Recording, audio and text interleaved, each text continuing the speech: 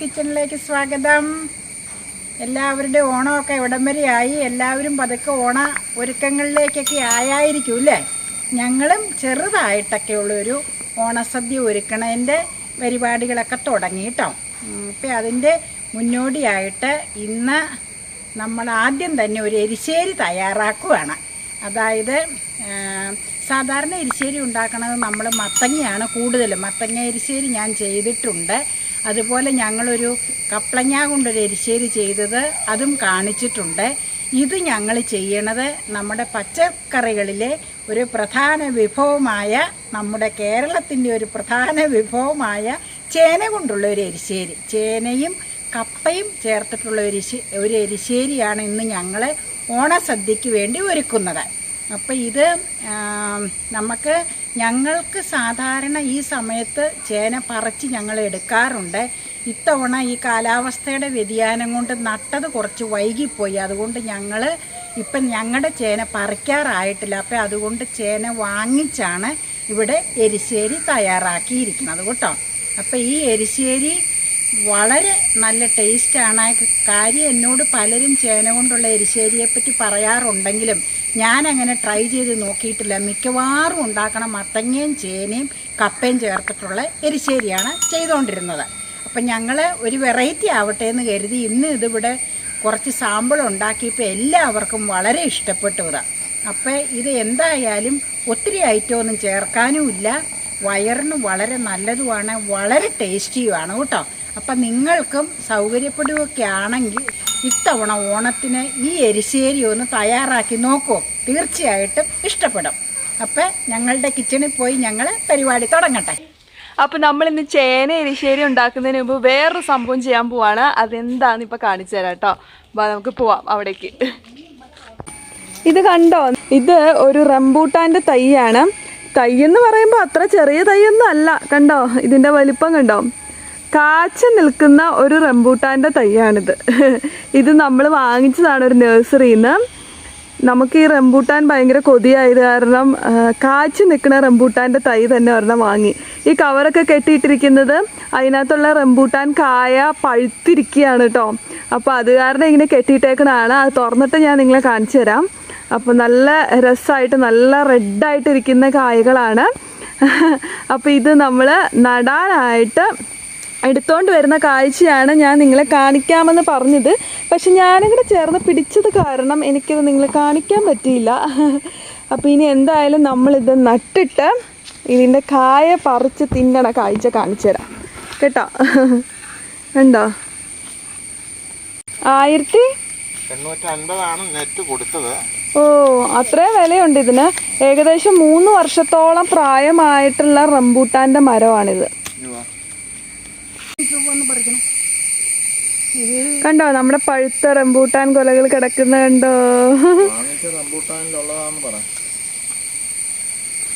നമ്മള് മേടിച്ച റംബൂട്ടാൻ തൈയിലല്ല,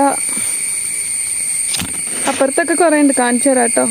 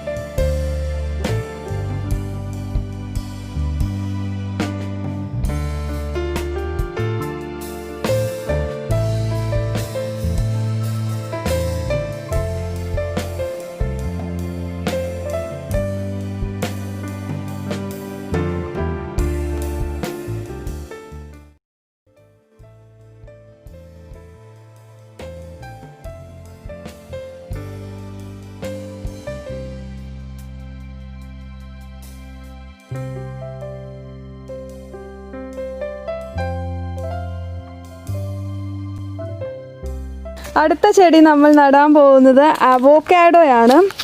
വേണ്ടോ, അവോക്കാഡോയുടെ തൈയാണ് ഇത്. ബഡാണല്ലേ? ഓ അത് ശരി. വലുതായി ഫ്രൂട്ടൊക്കെ ഉണ്ടായി കഴിയുമ്പോൾ നിങ്ങളെ കാണിക്കാം കേട്ടോ. ഇത് നമ്മുടെ പിങ്ക് കളറിലുള്ള ചെമ്പരത്തി ചക്ക എന്നൊക്കെ പറയില്ലേ, അതിൻ്റെ തൈയാണ്. ചക്ക ഉണ്ടായി കഴിയുമ്പോൾ നിങ്ങളെ കാണിക്കാം കേട്ടോ. നല്ല രസമുണ്ട്. ഇത് മുന്തിരിപ്പേര കണ്ടോ, നല്ല മുന്തിരിങ്ങ പോലെ കൊല കൊലയായി ഉണ്ടാകുന്ന പേരയുടെ തൈയാണ്. ഉണ്ടായി കഴിയുമ്പോൾ കാണിക്കാം കേട്ടോ. നല്ല രസമാണ് ഇത് ഉണ്ടായി കിടക്കണതാണ്. മുന്തിരിക്കൊല പോലെ ഉണ്ടാവുന്ന പറയണേ. ഞാൻ കണ്ടിട്ടുണ്ട്, പക്ഷെ കഴിച്ചിട്ടില്ല. നല്ല മധുരമൊക്കെ ഉള്ള പേരക്കയാണ്. എന്തായാലും വലുതാവട്ടെ, അപ്പം നിങ്ങളെ കാണിക്കാം കേട്ടോ. അപ്പോൾ ഇതും നമ്മൾ നട്ടു. ഇനി അപ്പുറത്ത് നമ്മൾ വേറൊരു സാധനം നട്ടിട്ടുണ്ട്, ചൈനീസ് ഓറഞ്ച്. കണ്ടോ, ഇതിനകത്ത് നിറയെ കായുണ്ട്. കണ്ടോ, നല്ല രസം കാണാനായിട്ട്. നിറയെ കായുള്ളത് തന്നെ കാണാൻ നല്ല ഭംഗിയാണ്. ഇവിടെ അപ്പുറത്തൊക്കെ ഉണ്ട്. ഇത് നമുക്ക് നാരങ്ങ വെള്ളം പിഴിഞ്ഞ് കുടിക്കാൻ നല്ലതാണ്. നല്ല രുചിയാണ്, ഒരു പ്രത്യേക ടേസ്റ്റാണ്.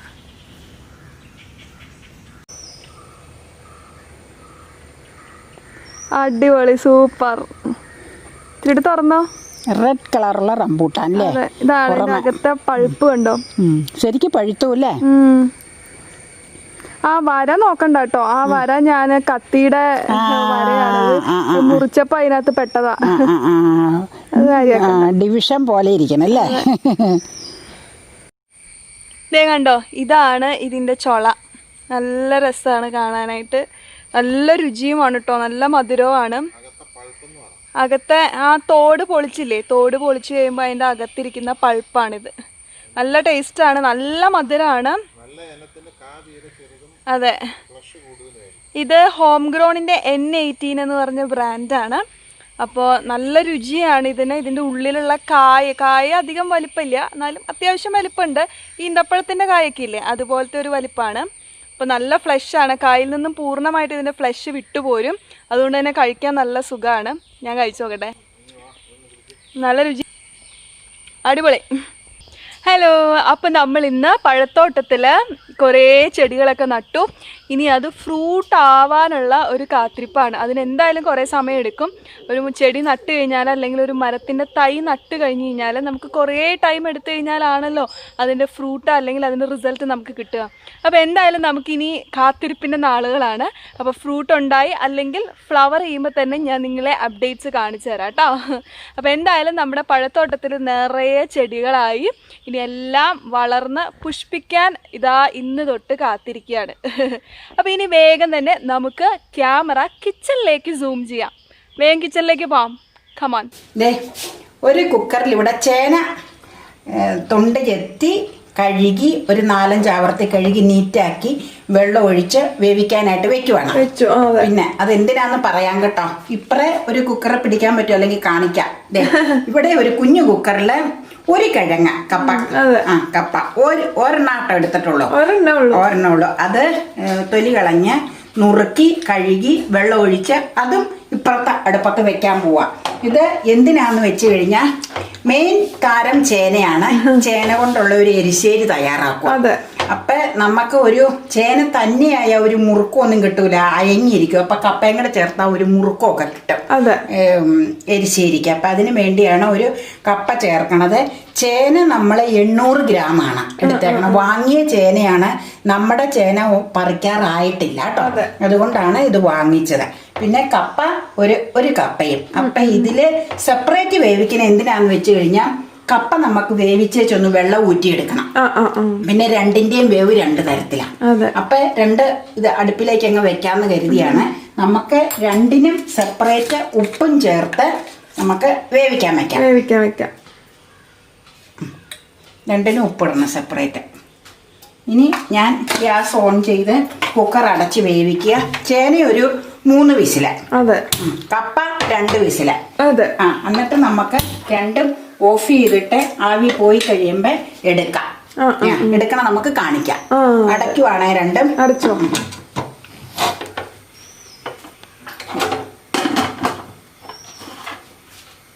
നമ്മൾ ചേന തുറന്ന് നോക്കാം. അടിപൊളി, നന്നായിട്ട് വന്നിട്ടുണ്ട്. ചേനയുടെ വെള്ളം ഊറ്റിയിട്ടില്ല. അത് ഇച്ചിരി വെള്ളം കാണാതെ കുറച്ച് വെള്ളമുണ്ട്. അത് എന്തിനാന്ന് വെച്ചാൽ വെള്ളം ഊറ്റാതെ വേവിച്ച് വെച്ചിരിക്കുന്ന കപ്പ ഇതിലേക്ക് ചേർക്കാനുണ്ട്. അപ്പൊ നമുക്ക് ഈ കപ്പയുടെ തുറന്നൊന്നങ്ങ് കാണിക്കാം. ഞാൻ കപ്പയുടെ വെള്ളം ഊറ്റി വെച്ച് ഇതിലേക്ക് പകർത്തിക്കൊണ്ട് വന്നേക്കണതാ. ഇച്ചിരിയോടെ കപ്പ വേവാനുണ്ട്. അപ്പൊ ചേന കിടന്ന് അങ്ങ് കുഴങ്ങി വെന്തോളും. ഇതിന്റെ വെള്ളം ഊറ്റിയതാട്ടോ. കാരണം വെള്ളം ഊറ്റിയില്ലെങ്കിൽ എന്തെങ്കിലും കയ്പ് പോലെ എന്തെങ്കിലും ടേസ്റ്റ് ഉണ്ടെങ്കിൽ പറ്റൂല്ലോ. അപ്പൊ ഇത് നീറ്റായിട്ടുണ്ട്. പിന്നെ സ്റ്റാർച്ചൊക്കെ അങ്ങ് പൊക്കോളും. ഇത് ഇതിലേക്ക് ചേർക്കുവാണ്. ഇനി നമുക്ക് ആ വെള്ളത്തിൽ കിടന്ന് ഇത് വേവണം. അത് തുറന്നു വെച്ചാൽ മതി കേട്ടോ. ഞാൻ പറയാം. ഒന്ന് ഇളക്കി മിക്സ് ചെയ്തേച്ച് വേണം വേവിക്കാൻ. ഇച്ചിരി വേപ്പില ഇട്ടേക്കാം. പച്ച വേപ്പില വേറെ ഇടുന്നുണ്ടല്ലേ. ഇതങ്ങ് ഇളക്കി കൊടുക്കുക. എന്നിട്ട് നമുക്കൊന്ന് ഉടച്ചെടുക്കാനുണ്ട് ഓൾറെഡി. അതിനു മുമ്പ് ജസ്റ്റ് ഇപ്പം ഇതൊന്ന് മിക്സ് ആവട്ടെ. മിക്സ് ആയി കഴിഞ്ഞിട്ട് അരപ്പ് ചേർക്കുമ്പോൾ വെള്ളം ചേർത്ത് ഉടയ്ക്കാം. അപ്പം നമുക്ക് ഗ്യാസ് ഓൺ ചെയ്യാം കേട്ടോ. മെയിൻ താരം ഞാൻ പറഞ്ഞല്ലോ ചേനയാണ്. നമുക്ക് ഗ്യാസ് ഓൺ ചെയ്ത് വെള്ളം അങ്ങ് വറ്റട്ടെ. അപ്പം അതിലേക്ക് ഒക്കെ മിക്സ് ആയിക്കോളും. പിന്നെ നമുക്ക് അരപ്പ് ചേർക്കാം.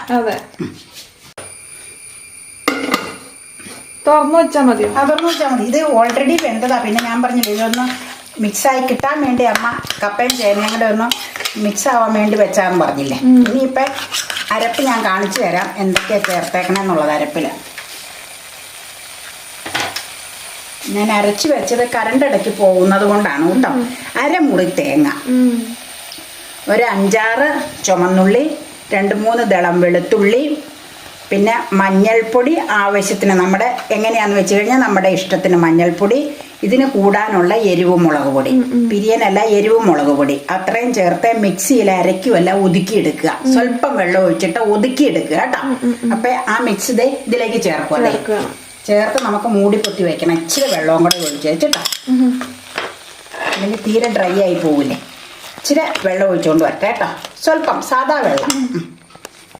ഇനി ഇതിന് ഈ അരപ്പിന് ചേരാനുള്ള ഒരു പൊടിക്ക് വെള്ളം. എന്നിട്ട് ഇതെല്ലാം കൂടെ അരപ്പങ്ങ് വെന്ത് കഴിയുമ്പോൾ നമുക്ക് വേറൊരു താരത്തിന് ഇതിൽ ചേർക്കാനുണ്ട്. അത് കാണിച്ചു തരാം. വേവിച്ച് വെച്ചിരിക്കും കേട്ടോ ആ താരം. മതിയാവും.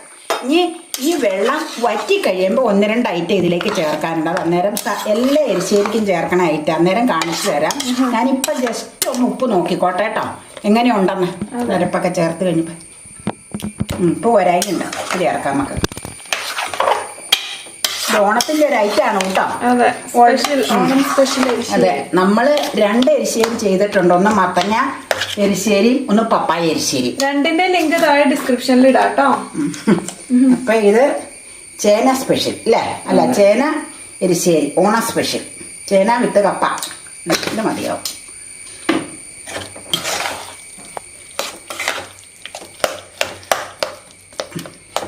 വെള്ളം ഒന്നങ്ങ് വലിഞ്ഞോട്ടെ. അല്ലെങ്കിൽ പിന്നെ വെള്ളം വിട്ട് കിടന്നാൽ കൂടുതൽ. എരിശ്ശേരിക്ക് എപ്പോഴും വെള്ളം നന്നായിട്ട് വലിച്ചെടുക്കണം. എങ്ങനെയാണെങ്കിലും ചേനയെന്നൊക്കെ വെള്ളം ഊറി വരും. മത്തങ്ങ ഇട്ടാൽ ശരിക്കും എപ്പോഴും മത്തങ്ങയിൽ നിന്ന് വെള്ളം ഊറി വരും. അപ്പം പരമാവധി പരമാവധി ഡ്രൈ ആക്കി വെച്ച് ഇത് ഓഫ് ചെയ്യാവുള്ളൂ. പിന്നെ പാത്രത്തിലിരുന്ന് ഇച്ചിരി ഡ്രൈ ആയിക്കോളും. ഒരു ഐറ്റം ആദ്യം ചേർക്കണം. ലാസ്റ്റ് വേറൊരു ഐറ്റം ഡെക്കറേഷന് വേണ്ടി ചേർക്കണം. വൻപയർ വേവിച്ച് വെച്ചിരിക്കണം. എല്ലാ എരിശ്ശേരിക്കും ചേർക്കണതാണ്. നമുക്കിതിന്റെ പകുതി ചേർത്താൽ മതി. അതിനുള്ളതല്ലേ സംഗതിയേ ഉള്ളൂ. പയർ ഒത്തിരി ആയാലും കൊള്ളൂല. അപ്പൊ ഞാനൊരു സ്പൂൺ എടുക്കട്ടെ.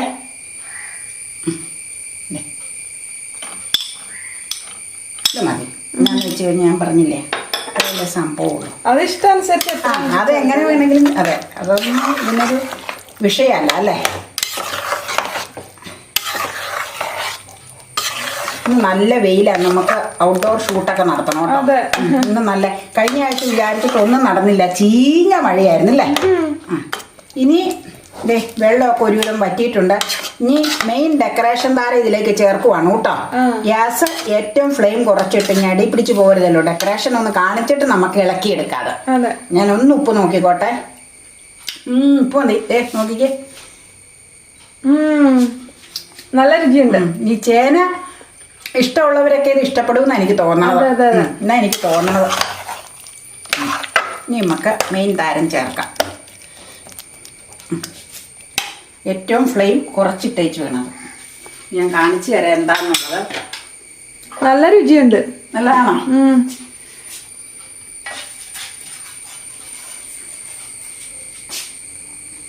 ഇതെന്നാന്ന് എല്ലാവർക്കും മനസ്സിലായി കാണാം. തേങ്ങ വറുത്തത്. അതെ, തേങ്ങ വറുത്ത് മീതെ ഡെക്കറേഷന് വേണ്ടി ചേർക്കണതാണ്. അത് കഴിഞ്ഞിട്ട് നമുക്ക് പട എടുത്ത് കഴിഞ്ഞിട്ട് നമുക്ക് ഇളക്കിയെടുക്കാം. ഇളക്കിയെടുക്കാം.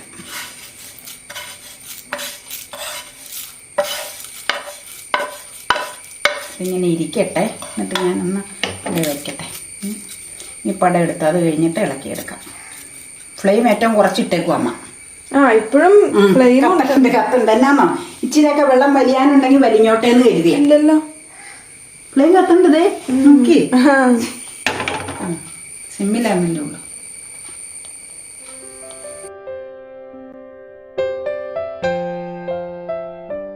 സദ്യകൾക്ക് മാത്രമല്ല കേട്ടോ, ഇടയ്ക്കിടയ്ക്ക് നമ്മുടെ വീടുകളിൽ ഊണിൻ്റെ ഒക്കെ ഒപ്പം ഉണ്ടാക്കാൻ പറ്റുന്ന ഒരു സൂപ്പർ ഈസി ആയിട്ടുള്ള ഒരു എരിശ്ശേരിയാണ്. അപ്പോൾ എല്ലാവർക്കും ഈ ഒരു എരിശ്ശേരിയും നമ്മുടെ റംബുട്ടാനും മറ്റ് ചെടികളും ഒക്കെ ഇഷ്ടമായിട്ടുണ്ടാവും എന്ന് വിചാരിക്കുന്നു. ഇഷ്ടമായിട്ടുണ്ടെങ്കിൽ വേഗം തന്നെ ഈ ഒരു വീഡിയോ ലൈക്ക് ചെയ്യാൻ മറക്കരുത്. ഒപ്പം നമ്മുടെ ചാനൽ സബ്സ്ക്രൈബ് ചെയ്യാം.